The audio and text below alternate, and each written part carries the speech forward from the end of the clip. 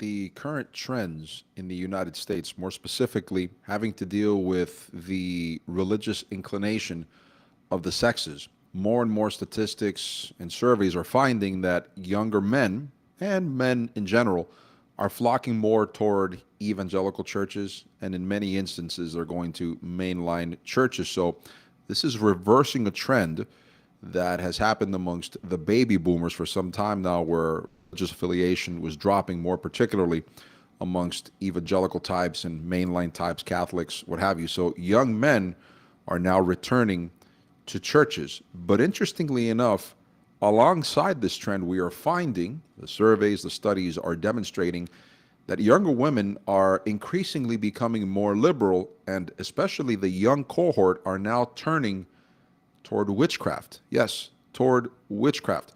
I have a report here for you that gives you some insight into where feminism is leading young women and how we Christians need to not only stay away from this sort of chicanery that is leading young people, especially Christians, away from the scriptures, away from the gospel, toward that which is the occult, that which is inherently satanic, but also to ensure that we understand what the arguments are, that the fallacious arguments that lead people towards these sorts of things, so that we may help others not fall into that darkness. Welcome each and every one of you to this new live stream of Irrespective. If you're joining us for the first time, my name is Gio. Welcome to each and every one of you. And if you're returning, thanks again for subscribing and for watching these live streams. Before I continue, some housekeeping items.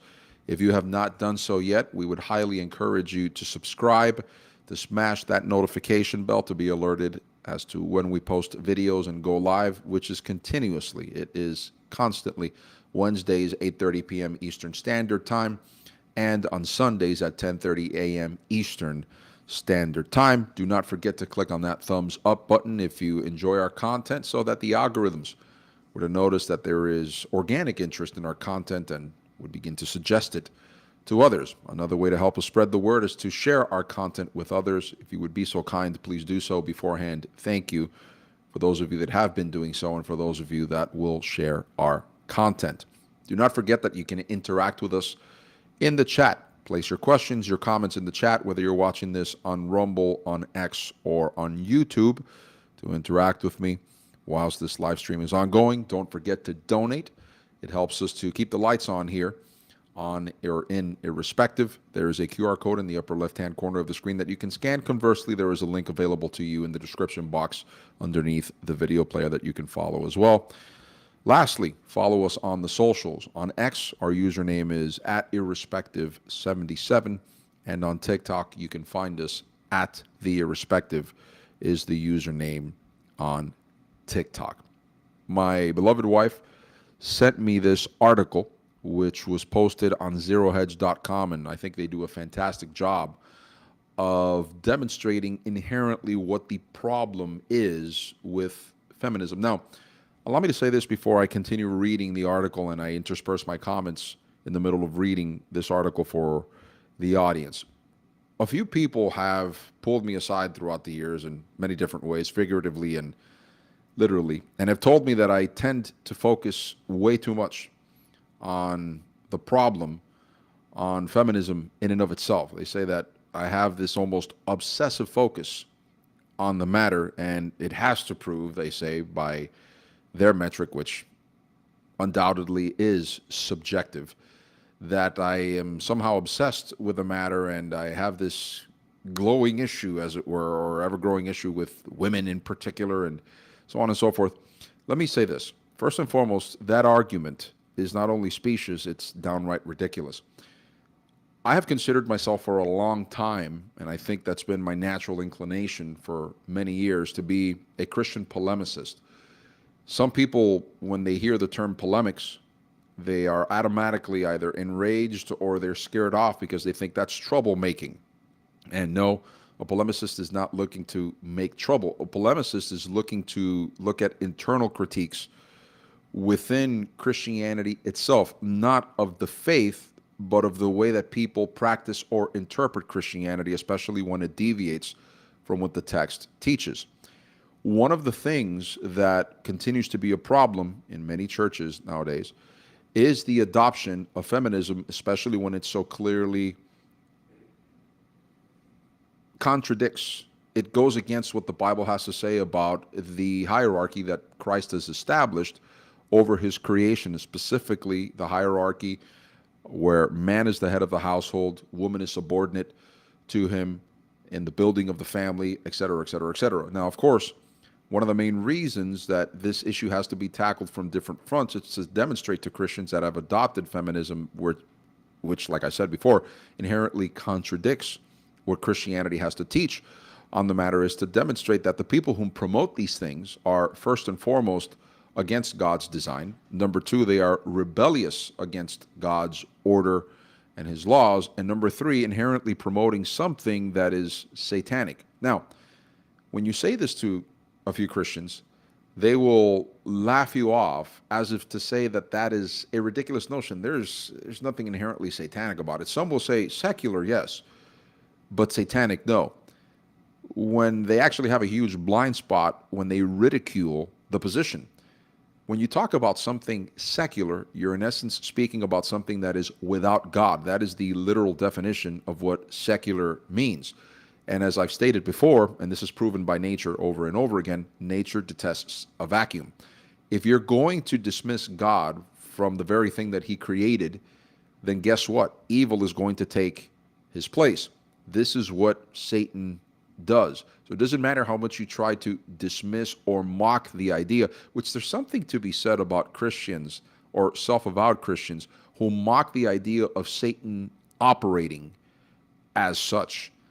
This tells me in many instances that we're still dealing with, again, self-professed Christians that they try to look more, shall we say, they'd like to be more acceptable amongst sinners more than to be pleasing to their creator. So I don't take, as it were, these sorts of dismissals necessarily as seriously as some others might think that one might, because I think they're easily dismissed. These dismissals can be easily dismissed, as I've just demonstrated, because you look at the motives of why they think this way, why they advance these ideas, and what drives these self-avowed Christians to mock the very thing that the Bible itself talks about, evil operating in the world, and that it has a name, it's an entity, as it were, it's a person, as it were, Satan, and he has his minions that do the work for him, and people that they subscribe to the ideas that Satan puts into the world, into operation, and they counteract God's design. The Bible speaks very clearly on this. So any Christian that wishes, or self-avowed Christian that wishes to dismiss that, it's easily dismissible.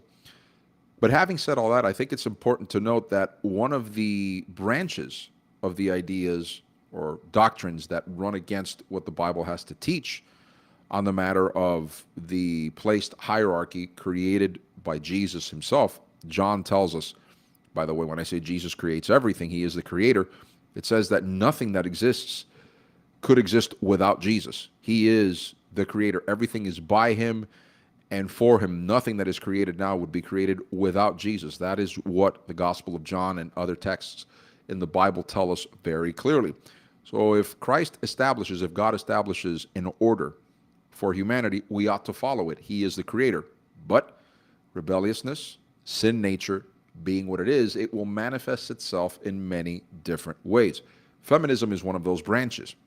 And since it's very pervasive and seemingly it infects, or people allow that idea to infect their minds and they try to somehow dovetail it with Christianity, it's imperative that we continue to profile the contradictions and the very evils of the same to demonstrate how continuously, and it's been that way from the beginning and it will continue to be that way, pernicious, how bad it is, how anti-Christian it inherently is. So it's not something that I obsess over. It's something that I see a need to address because seemingly a lot of people aren't getting the messaging. So don't try to spear, don't try to behead the messenger. I'm just doing what I see as necessary, as fit to address the glaring problems within the church. Having said that, again, my beloved wife, she forwarded this article to me from zerohedge.com that I find it interesting. This is posted by a couple of people. The Zero Hedge is a website that keeps tabs on the American and worldwide economies and on political issues and whatnot. And they use the name Tyler Durden as a pseudonym, as it were. Tyler Durden being one of the main characters played by Brad Pitt in the movie Fight Club. But if I'm not mistaken, it's three individuals who write under that pseudonym, and I don't think any of them are Christians, according to what I've researched about these people. But the fact that they were able to compose this and, in a way, to distill the inherent problems with feminism better than a lot of other Christians that refuse to address the matter for various ulterior motives, to me, it's very telling. But more on that maybe in a future episode. In the past 70 years, the subject, the title of the article, to give credit where credit is due, feminists are increasingly joining witchcraft communes to fill the spiritual void. Again, some people have a tendency, Christians in particular, that they engage in apologetics or polemics, they have a tendency to think that, well, secular and the occult, darkness, are two separate things. No, they're just two branches of the same tree. Because if you're talking about something without God, well, guess what? The occult is without God. And if you don't want to have some sort of religious experience around it and call that secularism because you don't have like a place where you worship or a priest necessarily, even though feminism is its own religion and occultism is intimately tied in with it, you might not think that those things are, in essence, that they exist in separate spheres. They're in reality, again, the same. They're two branches of the same, out of the same tree. So keep that in mind. In the past 70 years, the subject of the Salem witch trials has been hijacked by the political left as a historic example of the authoritarian nature of the so-called patriarchy. Arthur Miller used the trials as an allegory for anti-communist hysteria in his famous 1953 play, The Crucible. As we now know, however, Joseph McCarthy was mostly right when he warned about an insidious and organized Marxist takeover of America's social and educational institutions. A more nuanced historic analysis shows that witchcraft was indeed a problem in the colonies, just as it was a problem in Europe. If you do the research, you'll find that this is true. Not so much because of black magic or dark curses, but because witches were often early representations of social malcontents causing problems in Christian communities, just as they cause problems in the Western world today. There were false accusations, there's no doubt, but the narrative that most or all witch burnings were unjustified is simply false. The reason women and some men were accused of being witches and burned at the stake was because they willfully engaged in highly destructive antisocial behaviors. The local witch was often the village abortionist, a seller of poisons, and the town prostitute or harlot plying her trade at a time when there was zero tolerance for this kind of behavior. It should be noted that the practice of casting out or executing sociopaths, psychopaths, and other people with destructive social tendencies considered black magic is common among religious groups around the world, not just in Puritan towns and Christian society. This includes Indian tribes that feminists tend to idolize. Curious how they erase that from the historical record. Of course, it's not convenient for what they try to put out as their ideology, right? When human beings lived in small villages, broken and dangerous, people were much easier to identify and remove before they did significant damage. In the new era of metropolitan isolation, within mass population centers, they easily blend into the crowd. Sometimes they are even celebrated as visionaries by Hollywood and the media. I need to pause here because this is an important point that we need to highlight that is a truth amongst Christian communities in the West and more in particular in the United States. I've noticed that Christians, they, in many instances, will tolerate some things more than others, even though they sprout from the same venomous place. Christians have a tendency to necessarily consume things which, when you think about it, is produced by the minds of persons that when you see that so-called art or that production or whatever it is that you'd like to call it, they'll say, well, it's just a play, it's just a movie, and they'll use whatever excuse. But when you think about it, you have to get down to the nitty-gritty of it and say, who would create such a thing and why would they create such a dark, tenored production or musical bit or what have you?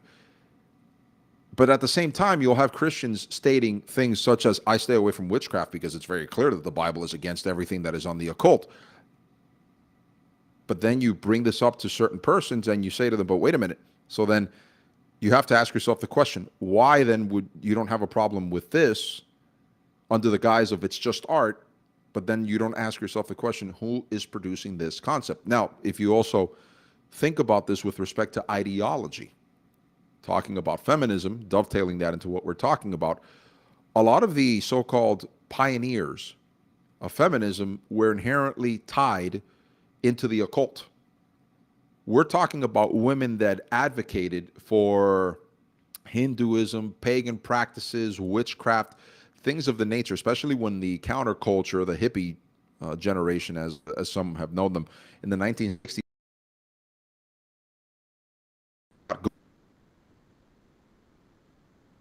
they actually used occultic witchcraft imagery to promote feminism. And I know some of you might say, well, you have to go back further than that, Gio. You can't, if you know anything about feminism, which Bruce does say you really don't, by saying that the counterculture of the 1960s started this. No, no, no.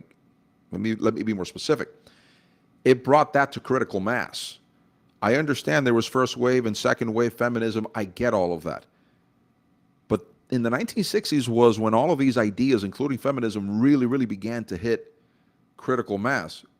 But when you visit now, if we're going to talk about first and second wave feminism, a lot of these women like Elizabeth Cady Stanton and others, these people dabbled in occultic practices. Of course, they didn't say that publicly, but they were dabbling in occultic practices in their private time, doing seances and doing tarot card readings and things of that nature. So no one can dispute that, knows the historical record, that feminism and occultism are tied in intimately with one another. I'd like to recommend a book, and I must give a clarification here, a qualifier. This author, she is Eastern Orthodox. So there are things in her book with which I disagree, especially some of her interpretations with respect to the Protestant Reformation, which with I take issue with. But nevertheless, the rest of her book I find to be a really well condensed history of how feminism and occultism are, in fact, one and the same thing. Occult Feminism is the name of the book. You can find it on Amazon and elsewhere. Occult Feminism by Rachel Wilson. I know some of you are familiar with her husband, who engages in a lot of debates online on YouTube, Andrew Wilson, but that book is fantastic if you want a quick primer. It's a quick read, by the way. It gives you a primer on how feminism and occultism are intimately tied in with one another. Going back to what I said earlier, then I also bring this to those who accuse me of being obsessed with feminism as asking these people, don't you think that something like this that has been whitewashed and presented to Christians as palatable and compatible with Christianity deserves to be fought against once you know the association between feminism and occultism, that they sprout from the same venomous, dark, satanic place? So why would you accuse a messenger of being obsessed with it when it is a glaring and continuous problem inside of Christian circles? It's to bring the point forward. Now, modern feminists proudly draw connections to the subversive world of witches because they tend toward delusional fantasies of dominance. This is curious. From Genesis, what is it that we read? One of the things that happens after the fall of man, God says to the woman, and it depends on what version you're reading, especially modern version, they tend to soften the language there. But if you read the Septuagint, meaning the Greek translation of the scriptures, and some of the older translations more accurately display what the Septuagint was putting forth there before the Masoretic text. So-called experts came and tried to whitewash that in a way, shape, or form. It actually says that your husband will dominate over you. That was the ruling order going forward after the fall. It says your submission shall be toward him. You shall turn toward your husband. But there's also an admonition from God there that tells Eve that your desire, in other words, there was going to be a fight for dominance in that arrangement, even though from the very beginning, pre-fall, God has established man as the head of the household, and that has not changed. But now that the fall is instituted, or sin is introduced into the world because of the fall, now you have men and women, especially because of sin nature, fighting for that preeminent position, even though Christ creates head to be a man to be the head of the household, and as we see in the Bible, God creates society in general, civilization in general, to be patriarchal, which basically means father rule, not led by women, but led by men. This is something that Paul picks up on, and talking about how Christians are supposed to operate, this is where you get, for example, passages in Timothy which talk about that he did not permit women to teach in church gatherings and things of that nature. It's following that patriarchal model. But what is it that you hear feminists constantly railing against? The patriarchy. They present it as something inherently evil, even though it is God's design. Now, of course, they highlight the abuses by men to therefore say the system itself is bad. But just because people abuse something, it doesn't make the thing itself evil or flawed.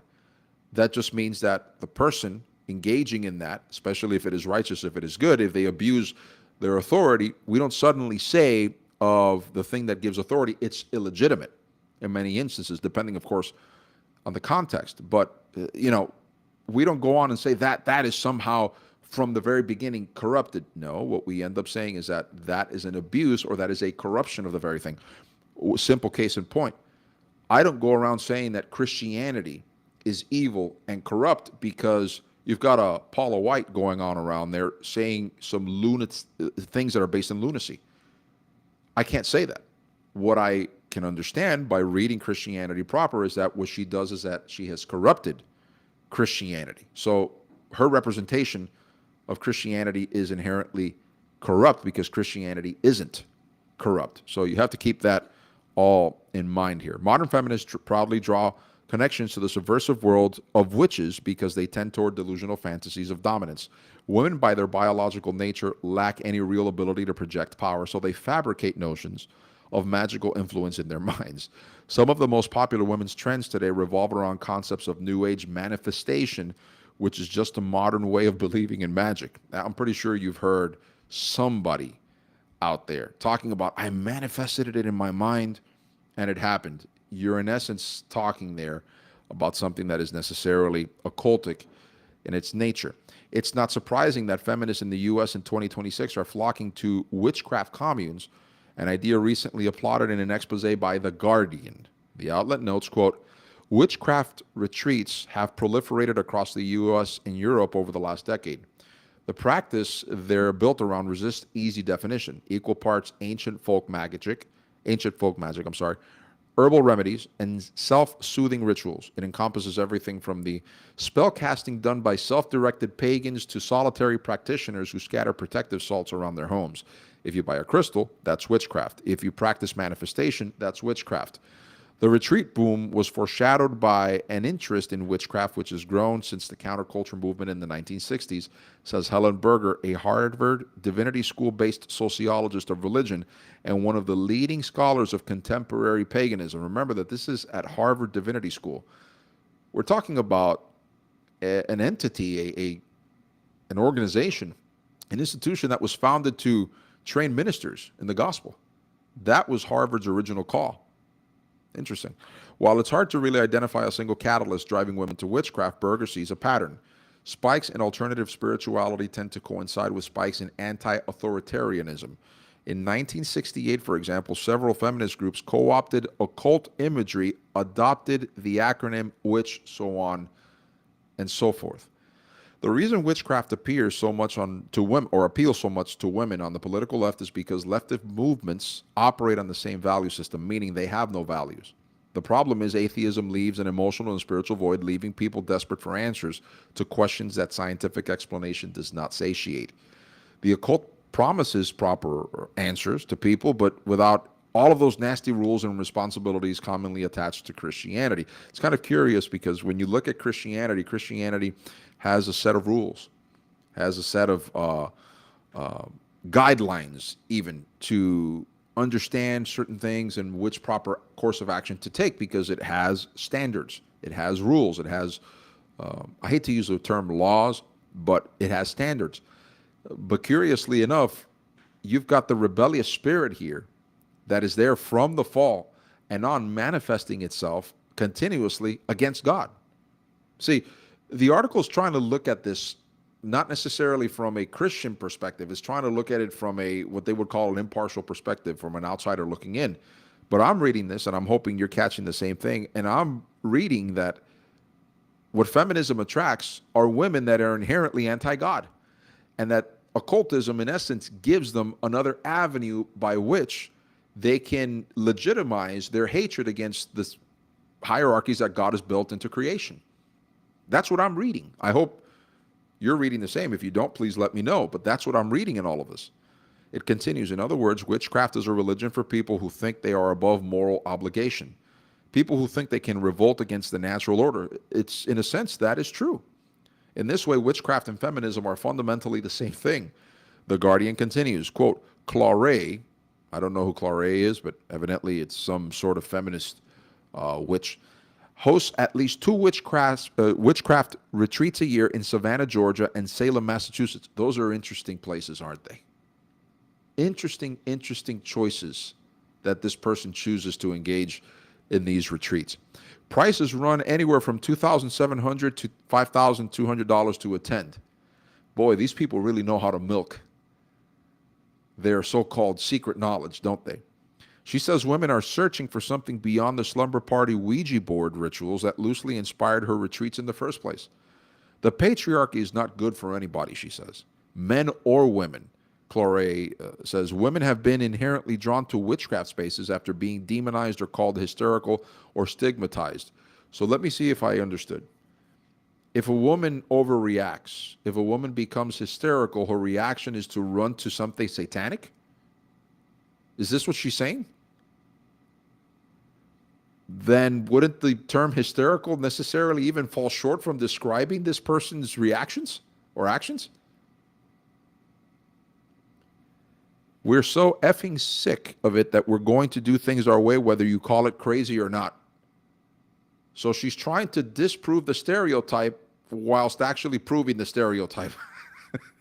You can't make this up. If you look at the larger social gestalt right now, in which power is being systematically taken away from women and queer people, always.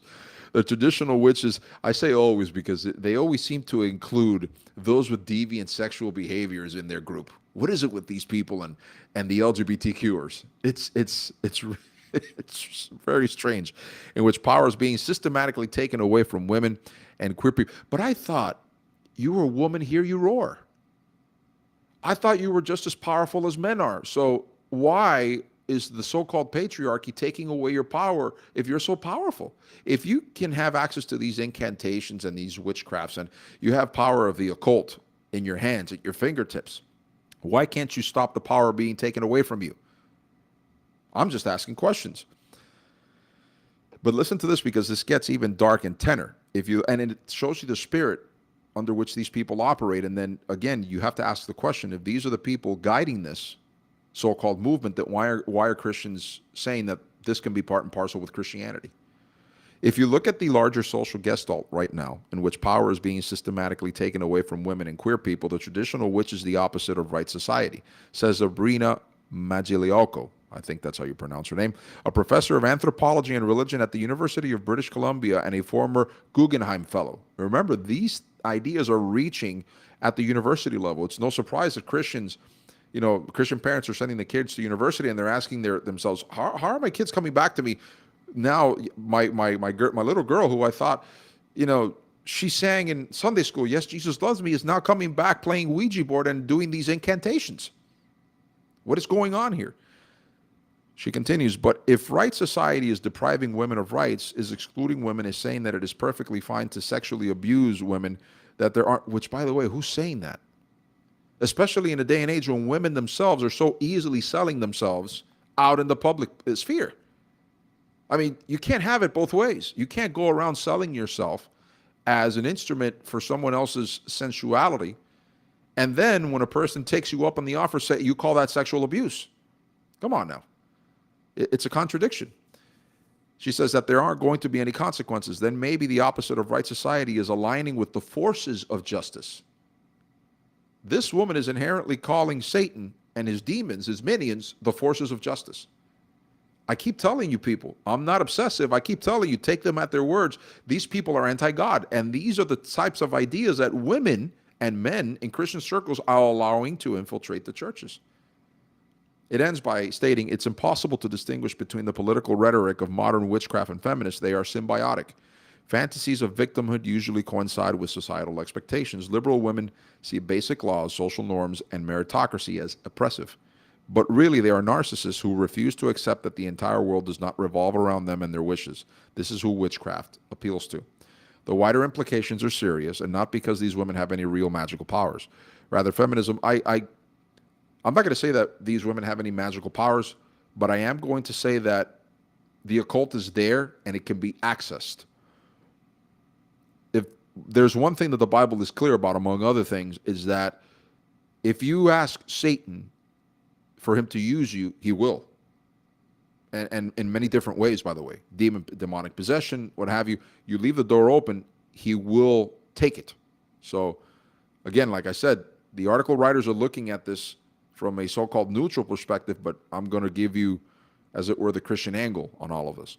Fantasies of victimhood, the wider implications are serious, and not because these women have any real magical powers. Rather, feminism and similar movements are a psychological plague that spreads, rotting nations from within. If they face backlash, it's not because they are female or queer, it's because they deliberately engineer disruption and encourage degeneracy that breaks society down. They revel in chaos. That's Satan.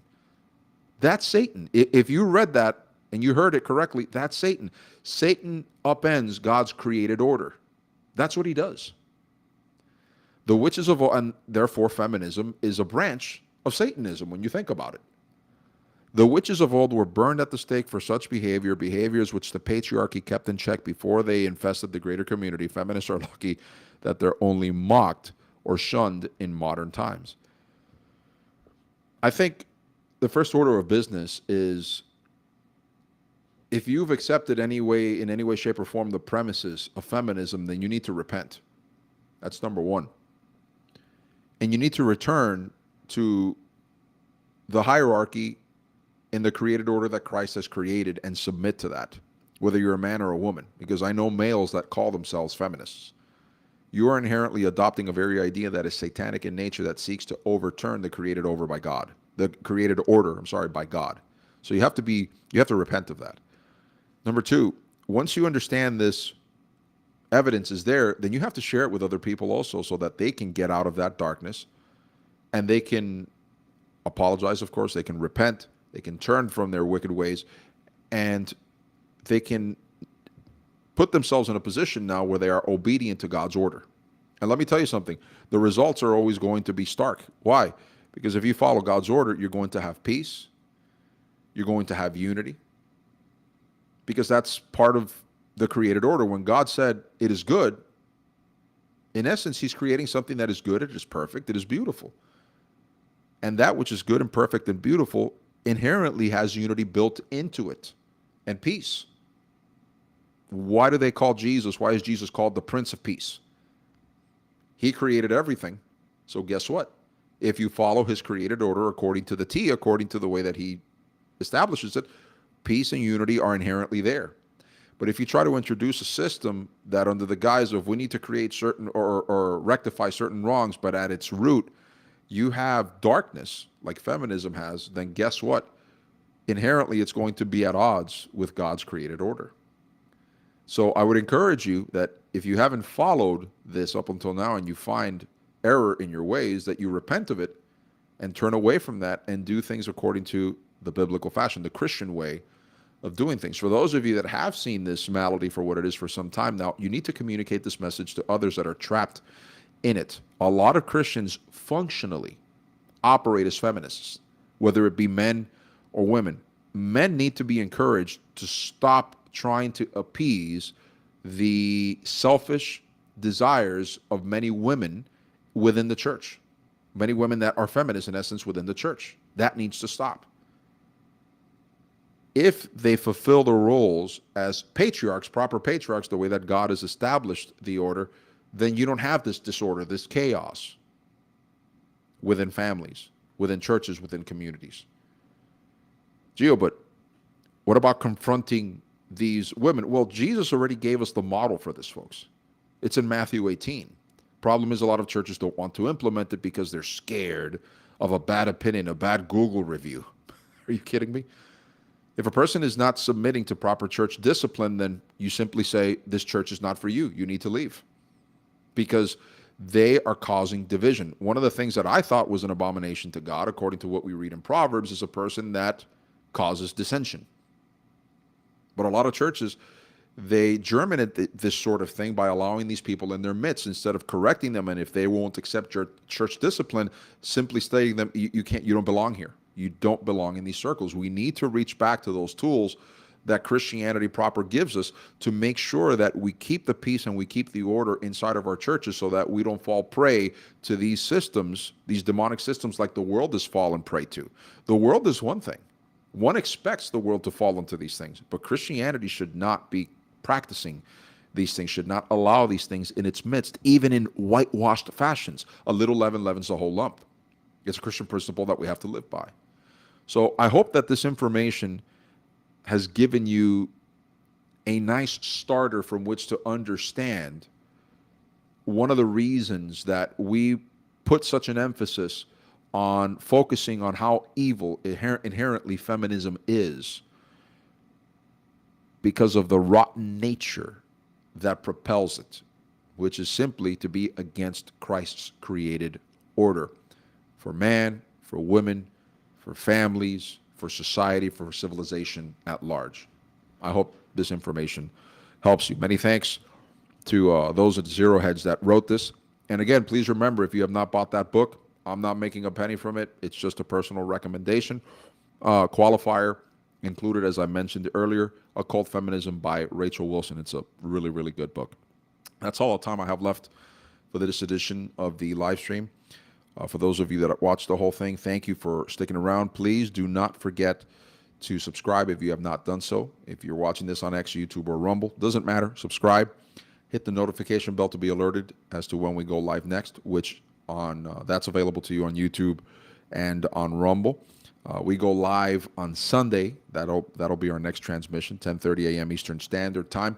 Don't forget to smash that like button and to share our content with others. Don't forget to donate. There's the QR code in the upper left-hand corner of the screen. There's a link that you can click on in the description box beneath the video player as well. Last but not least, do not forget to follow us on the socials. On X, our username is @Irrespective77. And on TikTok, you can find us under the username @TheIrrespective. That's all the time we have left for this edition. Thank you so much for watching. Until the next occasion that we gather,